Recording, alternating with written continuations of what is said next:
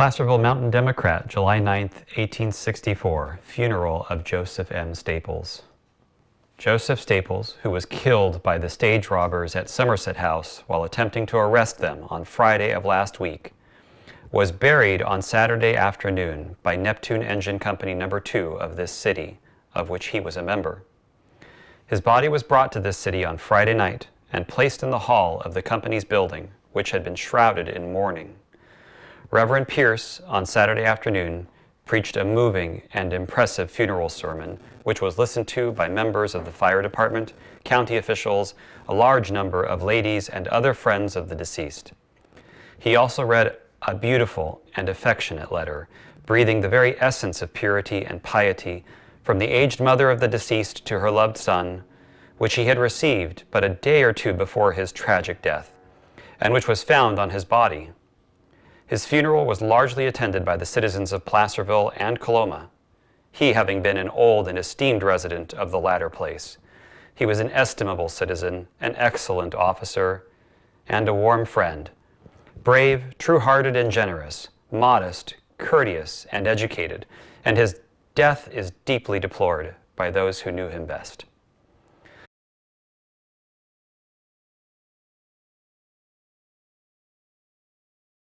Well, howdy. My name is Joseph Staples. I was born in Ireland, but I had little chance of making a living or owning land. The famine and the fighting over religion.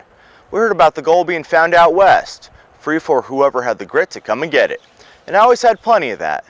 Now, I never did make it rich, and I never married either, but I did have a family of sorts. There's some characters I worked with, and well, like me, they came and ended up staying. Not because they had to, but because they wanted to. They wanted a life, a town, a good place to live. And if we were lucky, maybe we made a name for ourselves as well. I always liked being part of the goings-on, so I joined the Placerville Volunteer Firefighters in Neptune Company No. 2. When my friend James Hume became Undersheriff of El Dorado County in 1864, I was his deputy. We hunted down thieves and outlaws, got in a few scrapes chasing bandits through the brush, the blue haze, and the gunpowder in the Manzanita.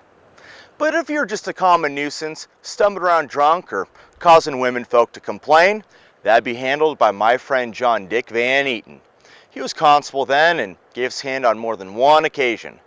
Then there was George Ranney. He was more of a family man and made his living working with the forest and the trees around here. They're all a bit more cautious than I was, and well, maybe if I'd listened a bit more, I'd have a little more time on this earth before settling into that plot.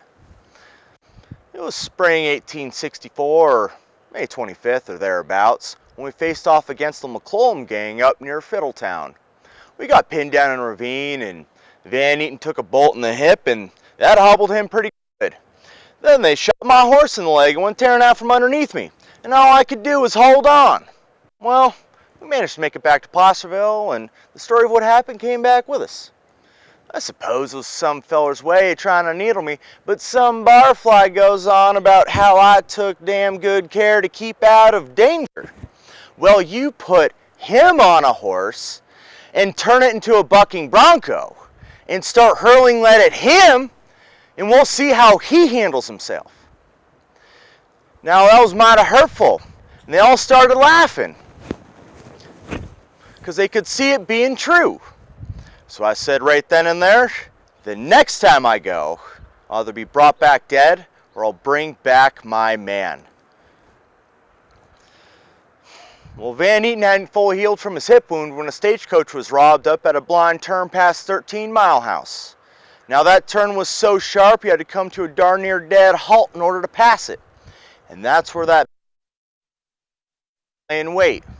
They call it the Bullion Bend because that's what they stole out of the strong boxes that night. They pulled off their heist at about 10 o'clock, and Sheriff Rogers gets a message from the 13 Mile House, rounds up his posse, and heads to the scene of the crime. Well, I meet up with Rainey and Van Eaton, and well, we decided we're going to head up to Diamond Springs up through Pleasant Valley to see if we can get a trace of them that way. So we set off in the dark, and we're coming up near Spencer's, and the dawn's coming up, and we're getting down, we're looking for tracks. Sure enough, we find fresh of 6 or 7 horses heading south towards Fieldtown, Stockton. So we have a conversation among ourselves, and well, Van Eaton's got a good fast horse, so he decides he's going to head back to Placerville to get the sheriff and his posse. So Randy and I, well, we continue on to the Somerset house, the next crossroads, and we're pulling up, and Randy ties his horse up to the old oak tree, and I'm looking around when something catches my eye. A lone shotgun leaning against the wall of the last door of the Somerset house facing the road. So I'm walking up to the open door of the kitchen, and I see Miss Davis in there cooking up a big breakfast. And I ask her, "Good morning. You see any horsemen pass by this night?" She says about 6 had just come in. So I'm walking out that door, grab up that leaning shotgun, and I'm walking back to Randy with my heart pounding. Randy passes me.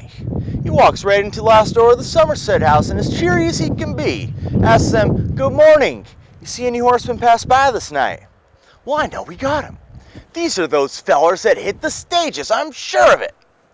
So I'm walking back up, cocking back the ears of that shotgun when Randy stops me.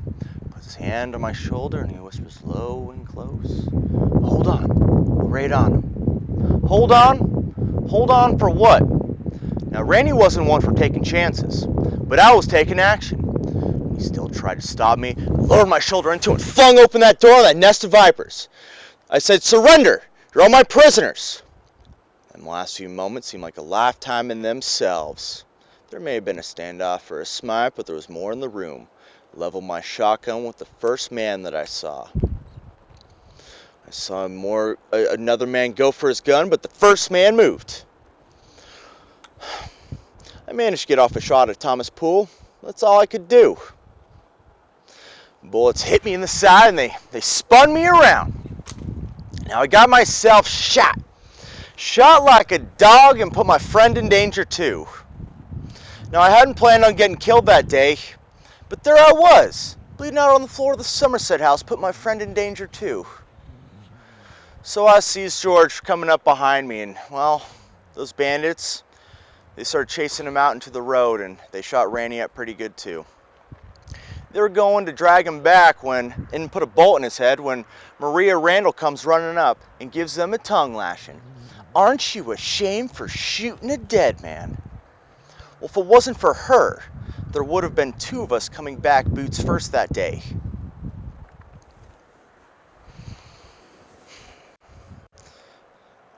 I don't know what I would have done if I had survived, but my dying sure seemed to have a significant impact on my friends' lives. My friend Sheriff James Hume was on his way back from Stockton when he got a word about where Randy and I were heading. So we met up in Placerville just in time to join Sheriff Rogers and Constable Van Eaton, all hurrying up to the Somerset house. But it was too late. George was alive and taken back to Placerville for care, and Hume brought my body back and had it displayed at the firehouse so my friends could come and pay their last respects. James Hume had purchased this here plot just in case he came back sunny side up someday, neither of us knowing that he would eventually be giving it to me as my final resting place. So James Hume tracked down my killers and managed to bring Thomas Poole to justice. After he recovered from the injuries sustained from my shotgun blast, he was tried, convicted, and hanged in Placerville the very next year. James Hume did such a good job of investigating the crime of Wells Fargo that Wells Fargo made him the head of the new detective bureau, where he died still working 40 years later in 1904. Van Eaton being from the Carolinas and the gang being a band of Confederates made things uncomfortable to say the least. So he used that southern drawl and smooth charm to win over the confidence of the prisoners and gain the information on the others' whereabouts. So we tracked down my killers and brought them all to justice. Van Eaton moved from Placerville shortly after Bullion Bend. His grandson would later go on to say that Van Eaton was a staunch Democrat, but voted for Lincoln in 1864. Van Eaton and George Raney, well, they quit the badge after Bullion Bend, and Raney went back to being a carpenter and a millwright. But they both never quite got over what happened that day. You know, I often wonder what could have been had I not been so brash. and instead listen to the advice of my friends.